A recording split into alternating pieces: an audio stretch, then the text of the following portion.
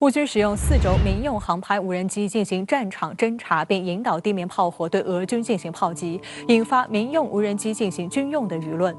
那么，为何说民用和军用不能因此画上等号？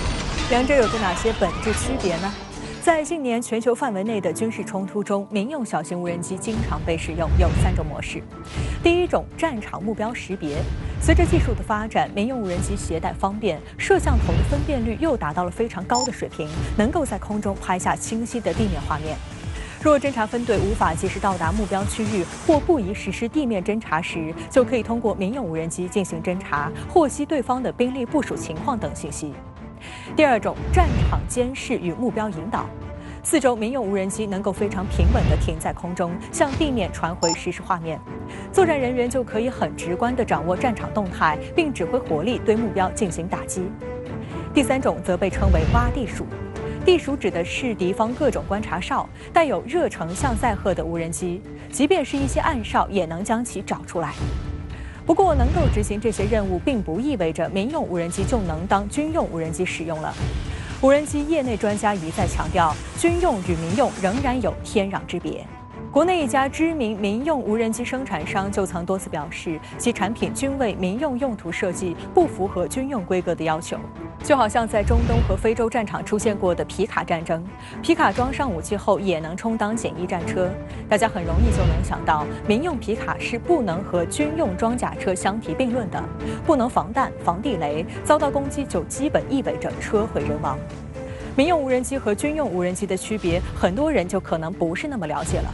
因为两者的不同之处并不在外表，主要是设计的标准。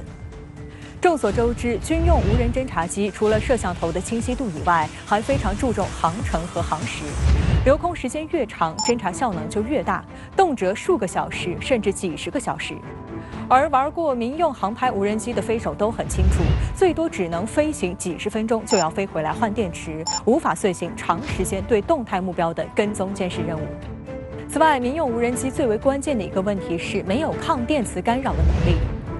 民用无人机采用开源飞控系统，在复杂电磁环境下基本没有飞行能力，遭受干扰往往就失灵炸机。比如在军事基地附近，由于存在各种雷达发出的电磁波，民用无人机根本就无法起飞。军用无人机在设计上就充分考虑了抗强干扰，飞控系统和传感器也采用军用高标准。为防止遥控链路中断、卫星导航失灵的情况，还会安装较为昂贵的惯性导航系统，甚至星光导航，确保在极端情况下完成任务。可见，外媒频频对我国企业出口到国外的民用无人机进行炒作和抹黑，完全是站不住脚的。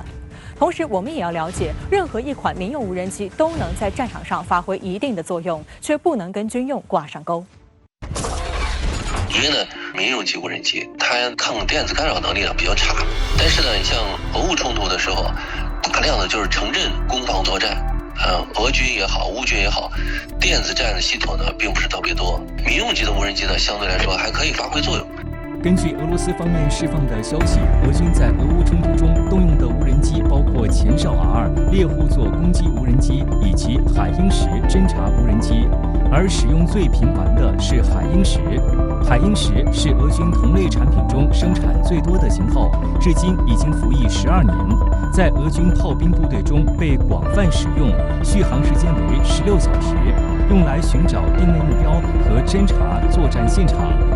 海鹰10的主要优势是可以携带各类有效载荷，经常配备光电系统，对地面、水面目标进行搜索，确定他们的坐标。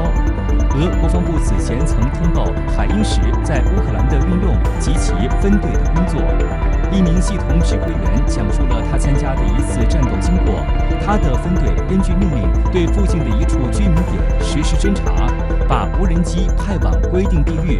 随后发现了敌人的火炮系统，确定坐标后，将数据发送给上级指挥所。很快，俄军炮兵就摧毁了这门敌人火炮。此时，敌人仓皇逃窜，但无人机继续紧盯他们，又发现了预备阵地，又引导火力将其摧毁。整个战斗从搜索目标、跟踪到校射火力，总共用时约3至4小时，战果辉煌。